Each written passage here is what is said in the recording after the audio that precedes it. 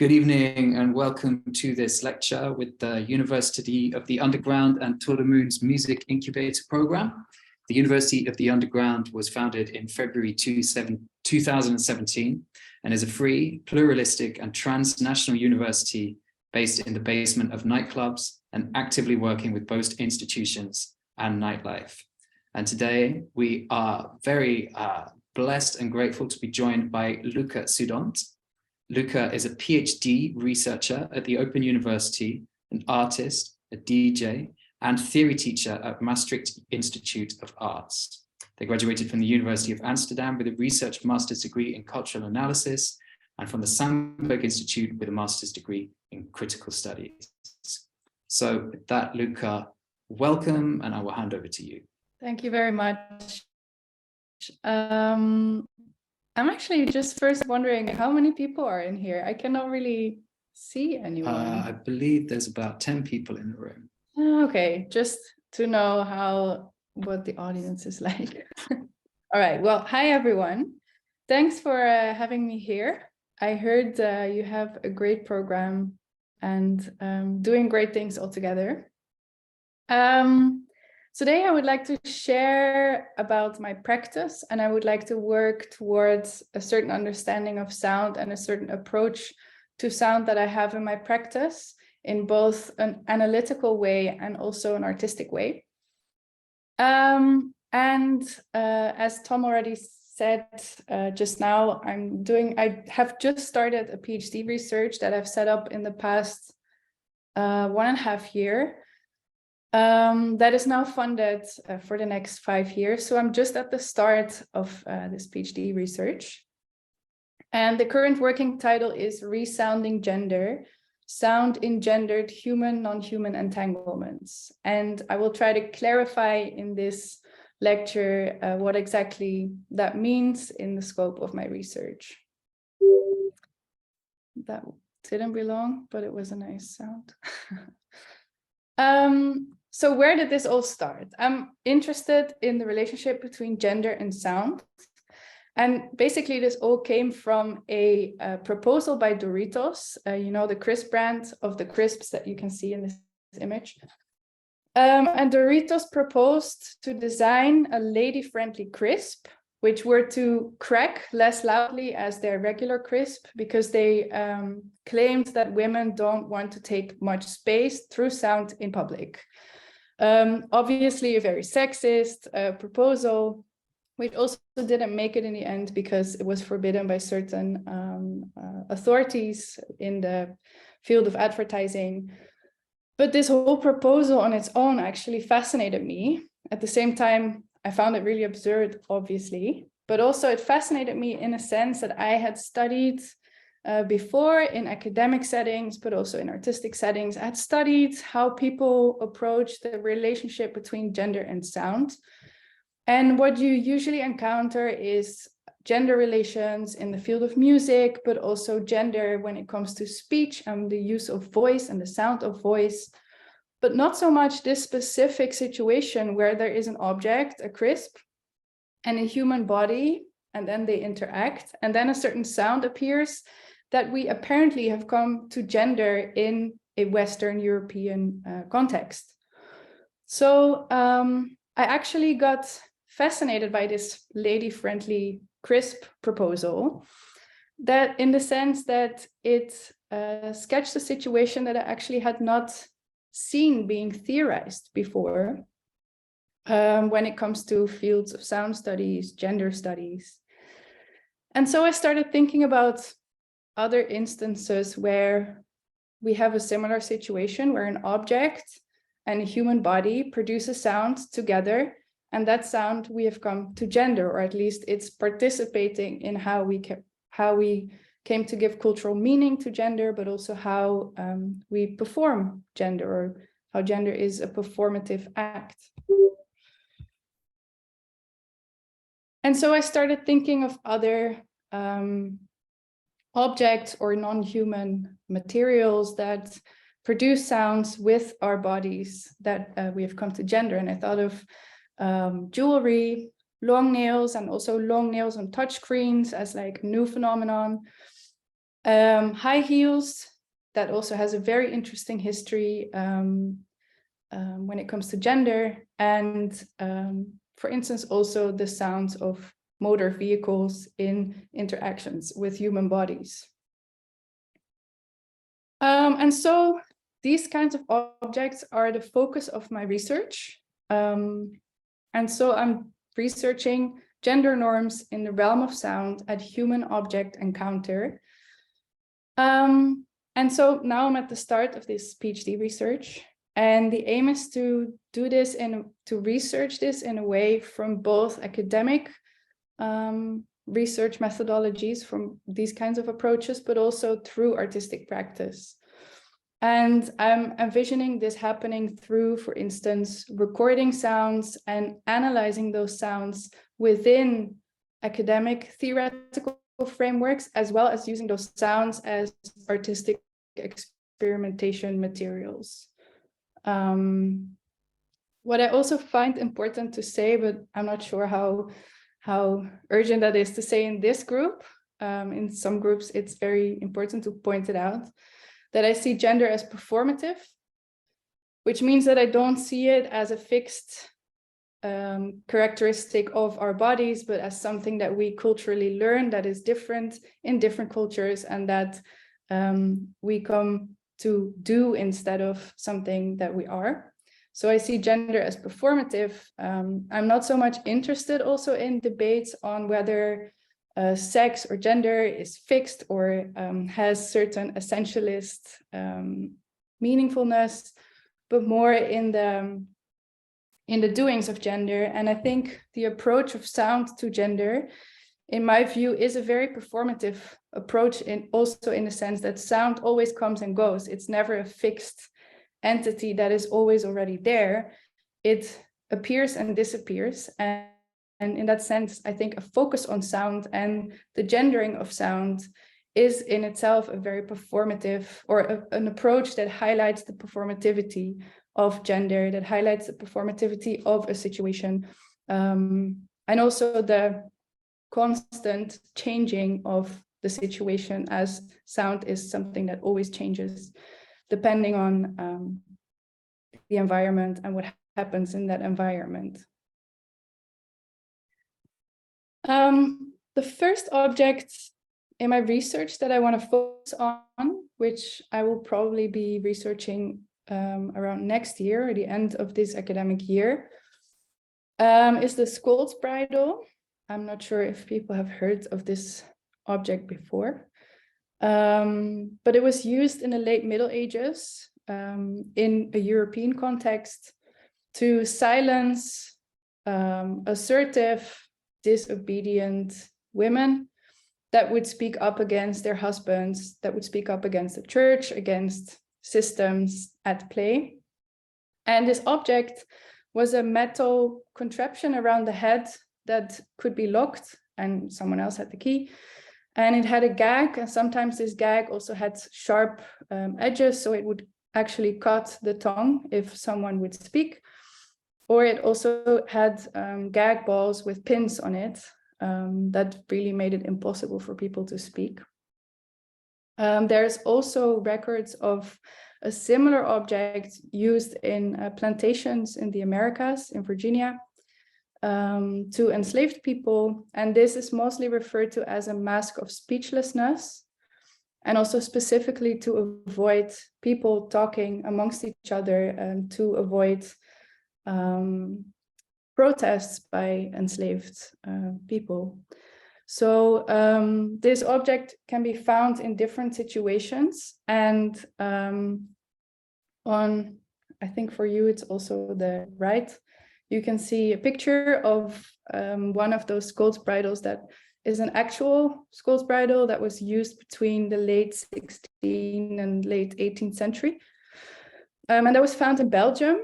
And in this specific skull's bridle, you can also see that it was not only just to silence the person, but also to make fun of the person by making it look like a donkey. It has donkey ears and images that make fun of the person wearing it. And then also in certain situations, people were dragged on the street with this mask on to show other people, to warn other people, to discipline other people to better not speak up, basically. So also in that sense, it was a disciplinary object that had power in the sense that it would avoid people from speaking up against the powers at play. This object has been written about. Grada Quilomba, for instance, is someone who wrote about this in the context of slavery, and Silvia Federici is another writer who has also mentioned this object in her writings on the rise of the patriarchy and capitalism. And then they specifically write about this in the sense that it silences people. But I'm also interested not only in the sounds that it takes away, but also in the sounds that it adds to, for instance, the rise of capitalism, patriarchy, and how we can imagine history through sounds of objects that have contributed actively to silence certain groups of people and to oppress and violate certain groups of people. So in that sense, I'm not per se interested, and that has also been written about, in that it mutes and silences people, but the sounds that it adds. And also in my research, I'm interested in looking at objects as not specifically oppressive or specifically liberatory, but how objects also can change through time and through context in the sense of what kind of meaningfulness they have. And then we arrive at contemporary uses of the Scold's bridle. In the fetish and BDSM community, you can find quite a niche of people that use this object as a liberatory sexual practice. So in that sense, I'm also interested to speak. I haven't done this yet, right? Because I have started my research just 3 months ago.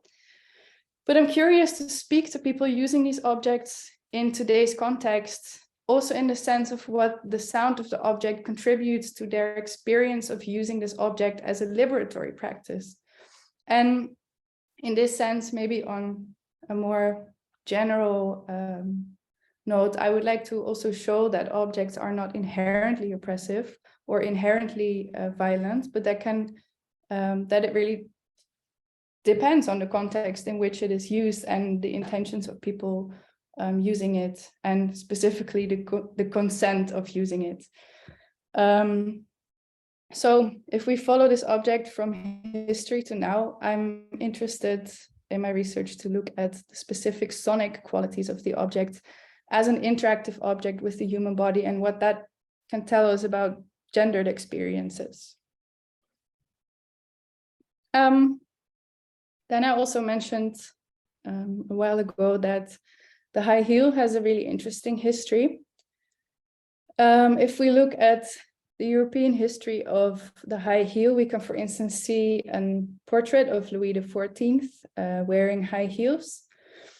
And in that time, it was a very masculine thing to wear high heels. And I can also imagine the sound of high heels was then also more connected to the masculine than it is in today's society to the feminine. But by looking at the history of the high heel, I would also like, just as for the Scold's bridle, like to imagine also history through sound when it comes to the objects that we have gendered in different ways through history. Then another object that I would like to research within the next years is the vacuum cleaner. It also has a fascinating history that is tied up with gender when it comes to sound and the sound of the vacuum cleaner. In this image, this is an image of an advertisement of 1935. And this is clearly an advertisement that is about the sound, or maybe the absence of sound, or the silence of the vacuum cleaner, as a positive quality of this specific product, because you see the child kind of barely hearing the vacuum cleaner, and the mother or the woman of the household being very happily cleaning with this vacuum cleaner.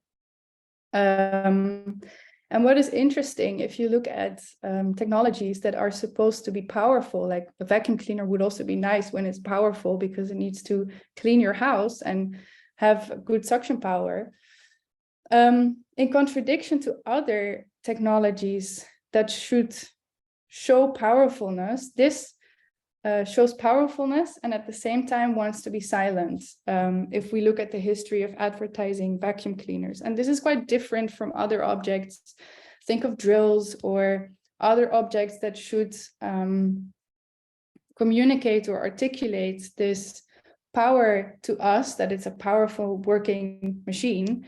The sound is also quite important to communicating that power, whereas with the vacuum cleaner, it's quite a contradicting situation because, like I said, it wants to be powerful, but at the same time, there is a sort of desired wish, or there's a desire that this object is silent. And this has been theorized by some people as also something related to gender.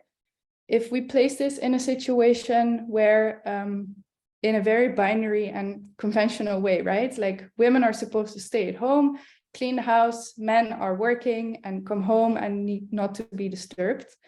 This can be placed in a situation like that, where the working woman in the house ought not to disturb the working man that is working with his reason and with his head, basically. And there's also other records of typically or stereotypical feminized work that is considered to be disturbing to men that are using their heads to work and their reason to work.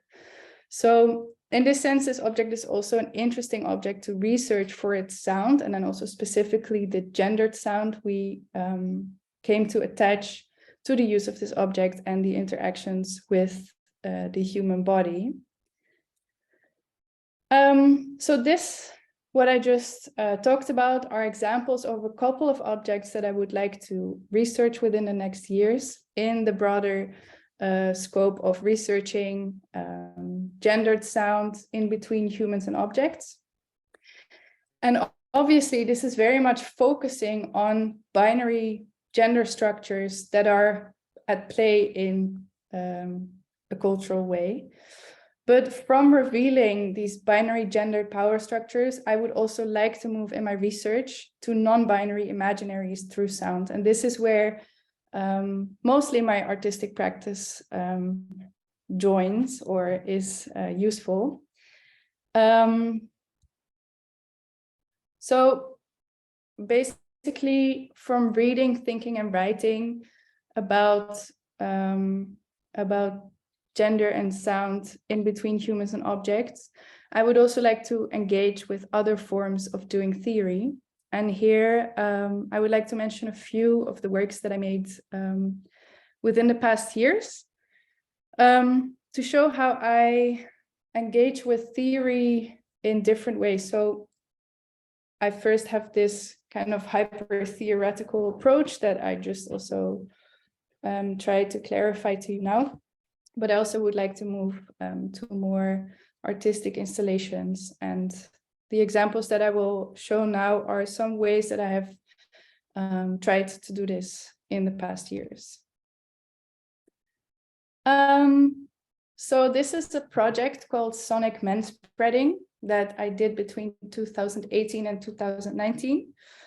And sonic manspreading, you probably know the word manspreading, that was used a lot around that time between 2018 and 2019 on social media, that referred to people, masculine bodies with their legs wide apart, mostly in public transport. And images of this space-taking gesture were oftentimes shared on social media and then referred to as manspreading, like taking space. And by kind of adding the word sonic to it, I tried to approach or to ask actually, okay, how does this actually happen through sound in daily life spaces? How does manspreading, this kind of spreading of masculinity in a horizontal way, how does this happen through sound? So I went outside and started recording in different situations. I must say I also went for quite obvious places to record those sonic men-spreading situations.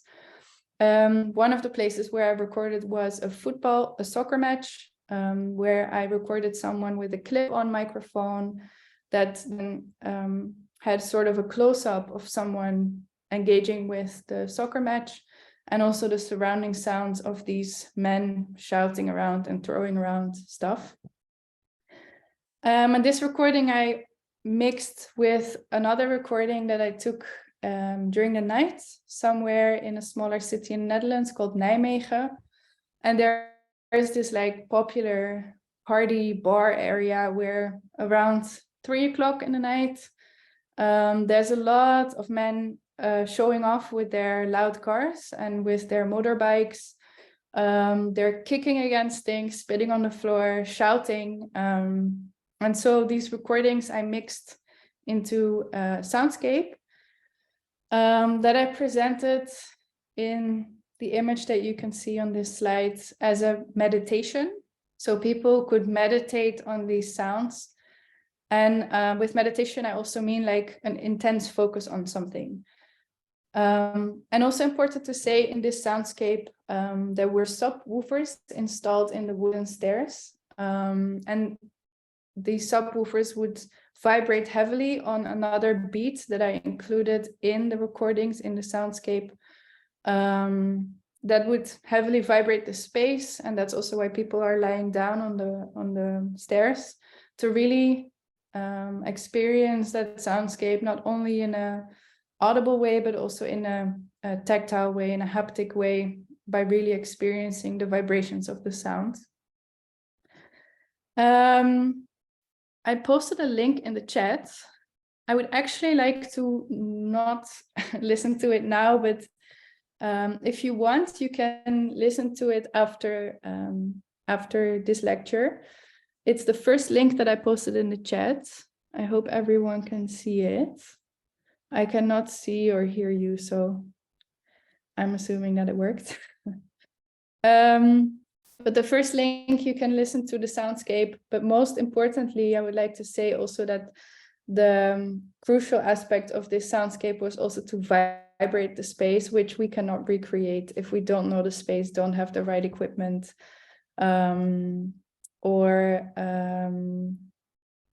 if we're not in that specific situation. I'm just seeing, I can't see any links. I'm just posting them again.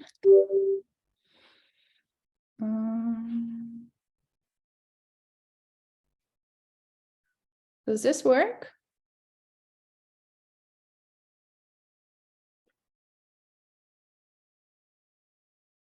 Could you try again, Luca? Just try and put the links in the chat, or either at the end of the session, you can upload them then.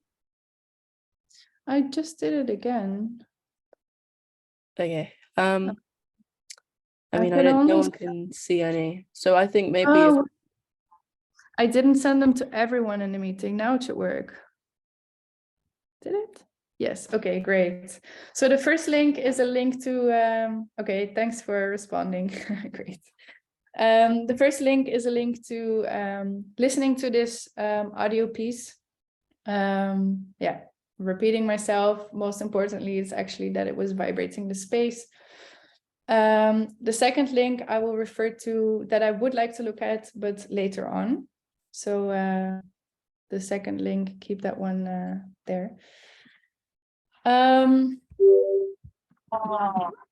Okay, that was part of the sound. Anyway, then another work that I actually did for my graduation project was called On Sonic Intimacy, which I made in 2020. And the more I started, I departed from this whole idea that we have also gendered sound in very binary ways, as we do in many things, in many situations, in many cultural situations. I started thinking more about, okay, this is what we do, but what otherwise is possible? How can we otherwise imagine gender or being in general through sound?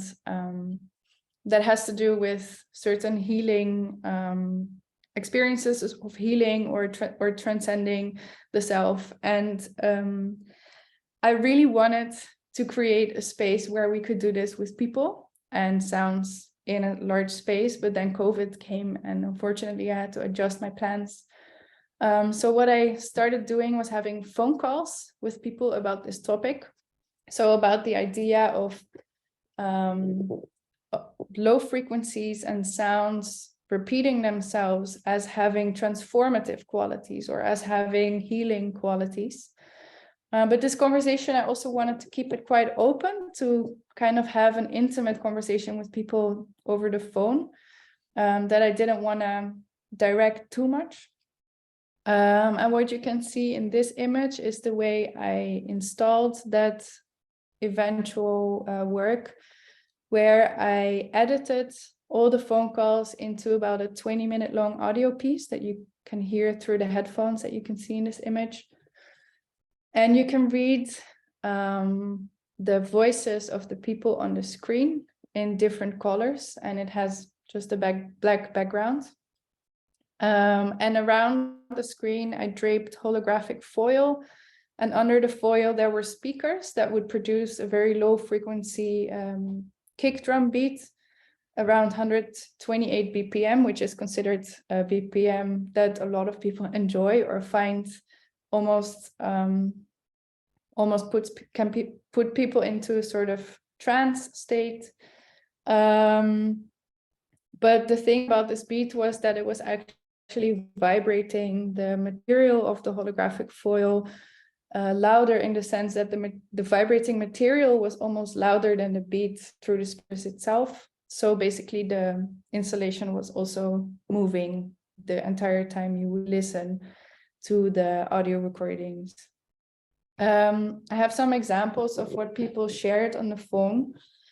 This was someone that was 8 months pregnant at the time we had this phone conversation. And she said, because for you, you make a noise, but for your baby, it's some kind of relaxing massage you're making in your belly.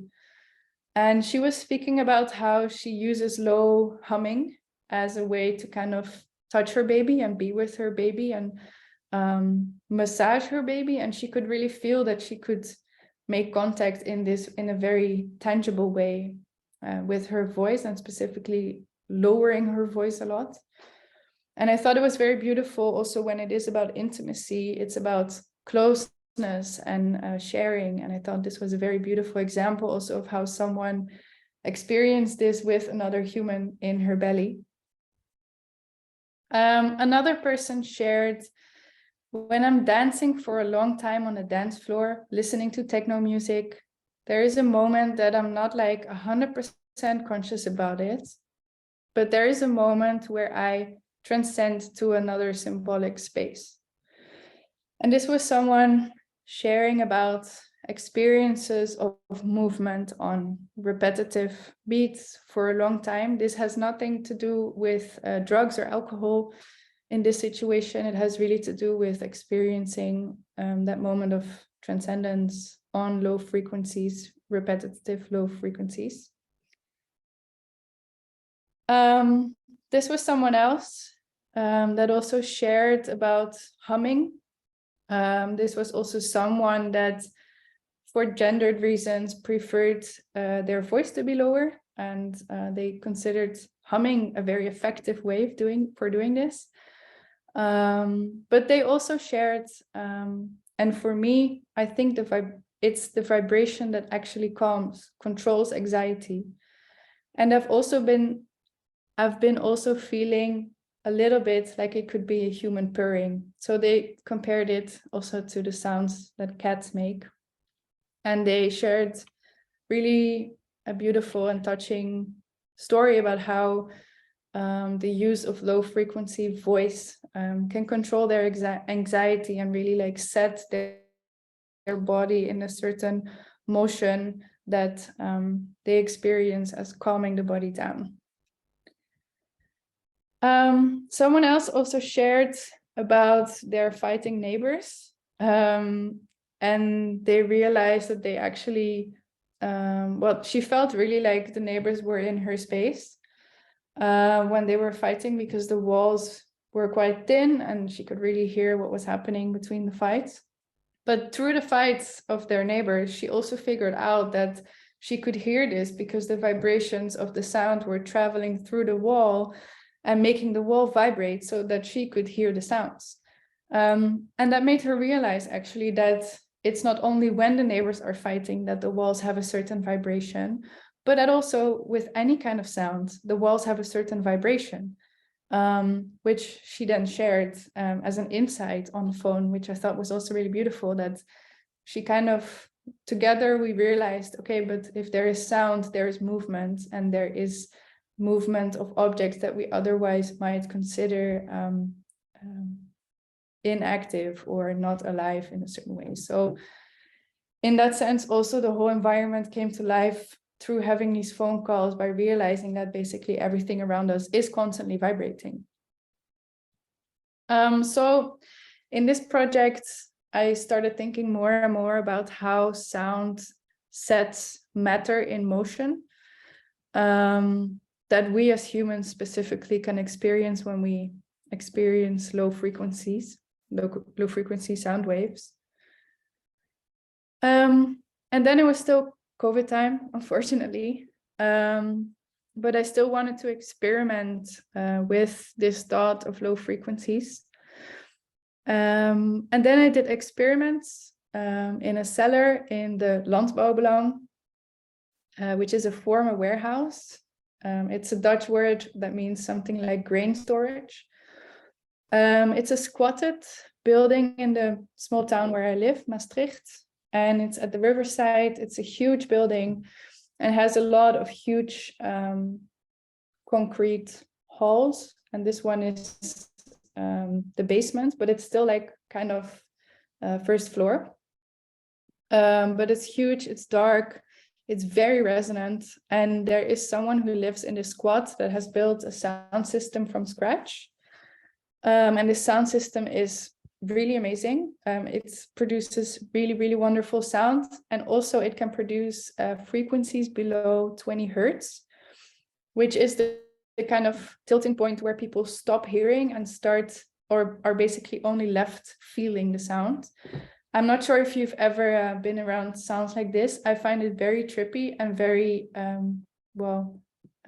awesome at the same time. This moment when you realize you don't hear the sound anymore, but your body is picking up the sound, the whole environment is picking up the sound. I think it's just a really amazing feeling. And so I started experimenting with sine waves, and then specifically low frequency sine waves, and also beating sine waves. And they are kind of producing this very pumpy feeling that it goes sandwiched between two large hands up and down. And we started experimenting with this. So really this moment where you stop hearing the sound and are left with only feeling the sound.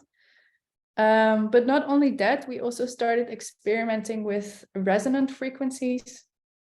And those are the frequencies that objects naturally have, and that are amplified at certain frequencies. So if you put the sine wave at, let's say, 53 hertz, there might be a chance an object in the space starts vibrating super heavily, because that's the resonant frequency of that specific object. And this was really great to also do in this space, as it would be in other spaces, to generate frequencies. And it's really a matter of a very precise frequency that it activates objects in the space. So at one point there was this one frequency where, like, really back in the hall, a door started vibrating super loudly. And I don't know, just a few frequencies higher or lower, this huge metal plate in the ceiling was activated basically. And it really felt like pointing sonic spotlights on objects, which made us really feel like this is just like one situation. It's impossible to kind of draw a very sharp boundary between our bodies and the space and everything that's around. And then I also conducted these experiments with a larger group of people, which was not entirely allowed in COVID times, but we kept it really small. We tested, etc. It was very interesting to see also the different responses of people. Some people actually had to leave the space because it was too intense. Like some people actually got really sick of these kind of beating sine waves and these kind of frequencies. Other people were in some sort of high after that moment. So it was very different bodily responses that also people couldn't really predict beforehand. Hi, Luca. Sorry to interrupt. You've got about 20-ish minutes left for the whole session. So either you can move into question time now, or you can spend another 10 minutes on your presentation and then have 10 minutes of Q&A. Yeah, I think 10 minutes is fine to finish. Okay, cool. Thanks for letting me know. No problem. So this is quite a different story than what I told in the beginning, right? What I learned from doing these experiments, making these works, is that low frequencies and sound in general materially, philosophically reveals human, non-human entanglements, like we experienced in the experiments that I just talked about. Maybe something very obvious to say, but I don't think it harms to say it again, that we do not only hear, but also feel sound. And I think it's also something we can train, that we can increasingly feel sound more and more. And that resonant frequencies highlight the general vibrancy of objects, not just under the state of these frequencies that they're vibrating, but that they are vibrating constantly around us. So basically that it's not a dead environment of objects around us, but that it's kind of alive. And so through these low frequency experiments, through engaging with repetitive sounds,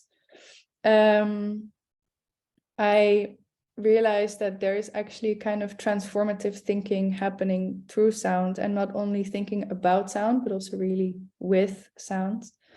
And I also take the term trans here with the asterisk that I take also from the field of transgender studies, that also approaches transness as not a movement from A to B, but as transness as something that is always in ongoing movement and that spreads and leaks in all different kinds of directions, instead of a linear A to B way of transformation. So in that sense, I would also like to think of transformative thinking. And in that sense, I like to look beyond the human object split that we have come to make in a Western philosophical context, and also beyond a gender binary through sound. I published about this idea of transformative thinking through sound, and how art practice and theory merges into kind of one practice, and that the one poses questions for the other in terms of art practice and theorizing. And I published an article in the Open Philosophy Journal last year. So if you're interested, it's open access. You can just read it online. If you Google the title, you will find it. And to summarize the second part of what I just tried to formulate, is that for me, transformative thinking, specifically through sound, values the leaky, contingent, process-oriented, multidirectional, performative, non-binary, ever-changing, vibrant, messy, and queer qualities of sound as a material philosophical medium for open-ended research. This is kind of the approach to sound that I have just started. I've just discussed also works that I made prior to starting this PhD project, but obviously in art practice never has like a sharp cut and then goes a totally different direction. So I'm now at a moment where I would like to merge these kind of ways of thinking into this PhD project. I'm very curious where it will go, because in artistic research and in art practice, you never plan where to go. One example I would like to finish with, don't really know how to like place in this whole story, but I don't think that matters also. It's also based on a coincidence. I was doing a residency somewhere and the neighbor had a barrel organ. I'm not sure if everyone knows what this is. I realized also it's a very Dutch traditional object. It's like this organ that people play on the street. You will see it in a bit. But the neighbor had this barrel organ. So this organ that they take out on the street. It has like this very cozy Dutch kind of connotation. And then I discovered that the neighbor's barrel organ also has a MIDI controller. So I went, I didn't go there on purpose for this project, but I was also recording at pro-safe abortion protests in Amsterdam. This was prior to when the US decided to remove safe abortions as a constitutional right. As we might all know, this got changed into the worst case scenario, that it's not, that states can individually decide to ban or make abortions illegal. But this also gave rise to a conversation in the Netherlands about, okay, there is the right to safe abortions and there is the medical care, but also who gets this care. It's often undocumented people that don't get the care. And it's not state funded when people do want to seek out for help in a Dutch medical context. It's all done by DIY collectives and all financed by individuals to make, for instance, abortions possible for people from Poland. There's a lot of people from Poland coming to the Netherlands to do an abortion. So this whole conversation also gave rise to discussions in the Netherlands. I recorded sounds during the protest there. And then I basically combined the two, the barrel organ that could be controlled through MIDI, and then the sound recordings that I made during the protest. And this became a sound piece that I performed in September. I worked with this very traditional Dutch man who has a barrel organ, and I also had to convince him that I wanted to play this on the organ, which we did in a museum in Germany. I would like to end with this first an image of how we transposed basically the sound recordings into MIDI, into the corresponding instruments on the organ. And I would like to finish with a video that I made from this performance, which is the second link that I sent in the chat. So I would like to propose, it's, I think, a 2 to 3 minute video that you can all watch the video, and then after watching it, we can all come back here, and I'm very happy to hear your thoughts, to answer questions, and to start a conversation. So I assume people are watching now, and then I will shut up.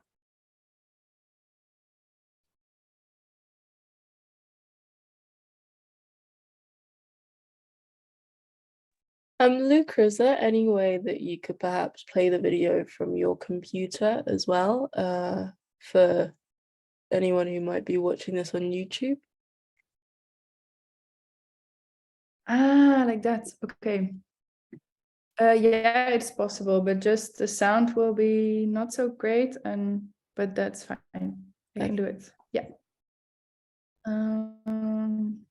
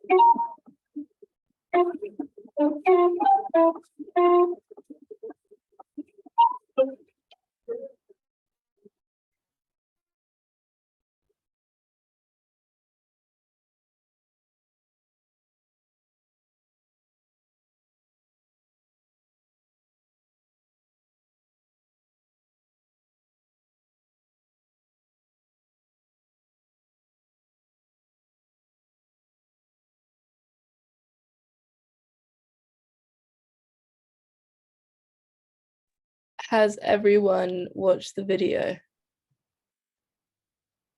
I have. Yeah. Okay, so would you guys like to move into the Q&A section of this lecture then?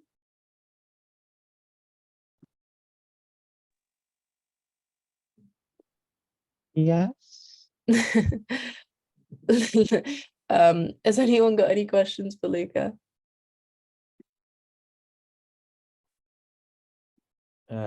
Yeah, or just maybe things that I've thought about. It's really great to see someone else doing this kind of research as well, because me and my friend Josh, who are both like non-binary kind of trans sound artists, and we also did some workshops and just asked people to do like a number of like kind of non-binary listening perspective. Great. Like tasks or like a way to like put people in these like frameworks of like being an ungendered sonic body, and also like kind of sounds as this ungendered sonic body itself already, so like embodying the sound almost as a non-gendered entity, and how that works as a framework for like being, and how to put people in that space if they don't understand the idea of being trans, or like seeing things as like a trans embodiment, or like so the way you've approached it, I like the way you've approached like objects essentially being trans in their nature, and then being activated and then heard back and being gendered by humans. Yeah, and the way I thought about it through my research was like looking at, like, I like how you've used non-human, and the fact it's like a materialistic approach, like the object being gendered by humans, not the sound itself. And then I also like I was thinking of sound in a way of like how non-humans, as in like animals, or like animals, or different ways like things communicate to mate, like those kind of like gendered natural sounds that animals or insects use. So that was so it's kind of like tying up all these different layers of trans listening and trans approaches to sound through nature, materiality, the way humans use it. And then also a lot of thinking about the way it negotiates in a space, you know, because I found like much more trans explorational sonic body through entering like experimental music spaces where people, you know, like that space is more queer because it's experimental through body, sound, and performance. Yeah, exactly. Yeah, but it's great. Like I really like your projects, and thanks for sharing. It's made me think a lot in different ways. Yeah, thanks. I'm also curious what you do. So I wrote down your name. I'm gonna look you up. But I also want to respond to what you're saying, because I often also find it quite like now we're speaking in a context where we understand certain artistic ways of talking about, like what you just said, like objects being trans in nature. Like I think it's quite a thing to share maybe between queer people or in a larger group of people engaging with art. But just like an inside story, like this afternoon I gave a presentation at the university where I work, which is like a hyper academic environment, and there were mostly management study professors. And I really felt like, oh my God, this doesn't make sense at all what I'm doing, you know? So it's also quite interesting there to see like how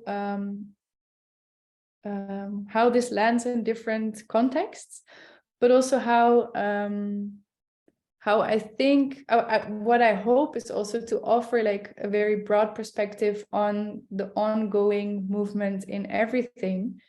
That sounds very vague, but that's how I see it.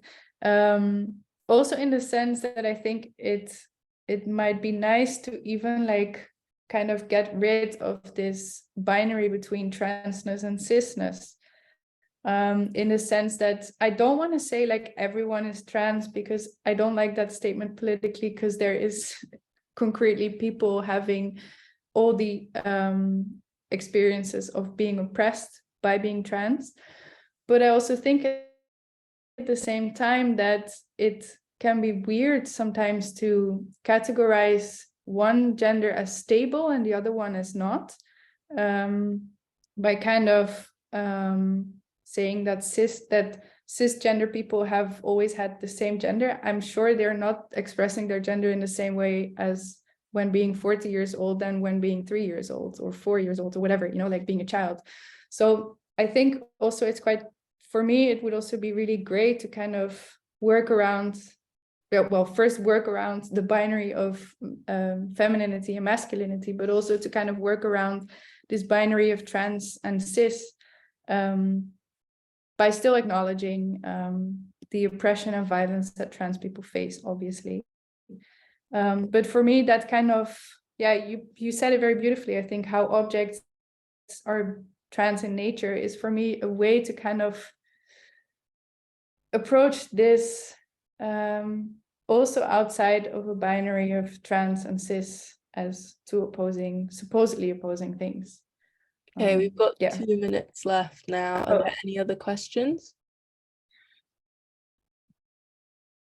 No? All right. Thank you, Luca, for your presentation. Thank you, everyone, for attending. Have a lovely evening. Have a vibey weekend. Yeah, just good vibes, everyone. Keep that energy up for the weekend. Okay. All right.